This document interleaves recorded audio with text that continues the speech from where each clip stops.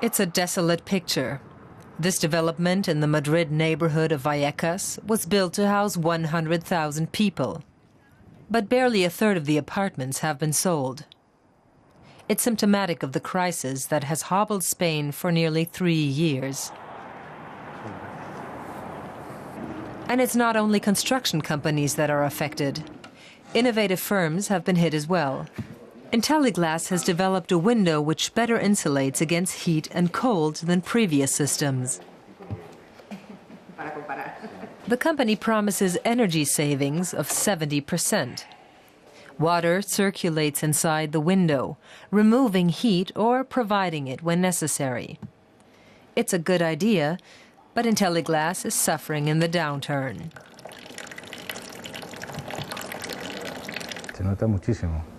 The effects of the crisis have been enormous. Intelliglass was founded in 2007 when the construction industry seemed to have a bright future, maybe too bright. Now the situation is very, very hard. Spain is going through really tough times, especially in construction, and innovations are much harder to push than 5 years ago. The window system was used on a large scale for the first time in September.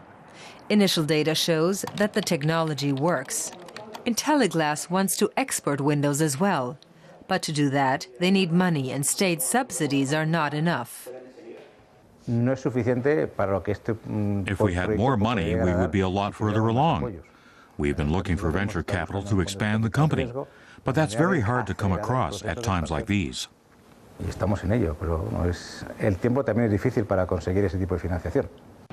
The crisis in the real estate market is having a knock-on effect elsewhere. Luis Güemes makes wine. He's currently working on the ideal cuvée of his 2010 vintage. The grape harvest was good, and he says his sales are strong too. But he says many other bodegas are struggling, especially the new ones. Some property tycoons invested in vineyards during the boom, and those businesses are now struggling to survive.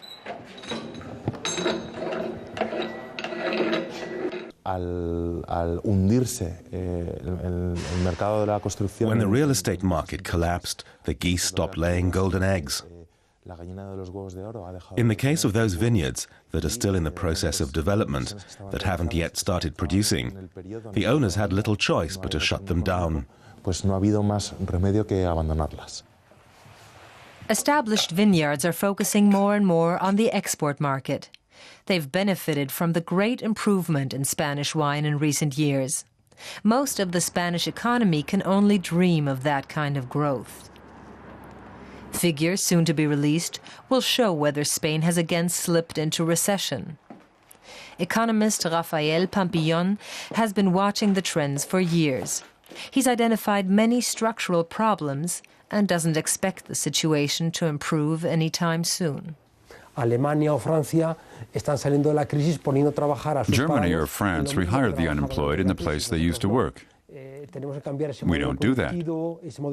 We have to change our economic model, which has been based on low-skilled workers, on high personal debt, and on the construction industry.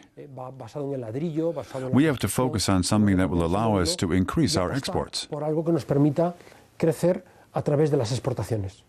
For now, Spain probably won't stop making bad headlines. The government has identified industries of the future, but that won't help the some 4 million unemployed people in Spain anytime soon.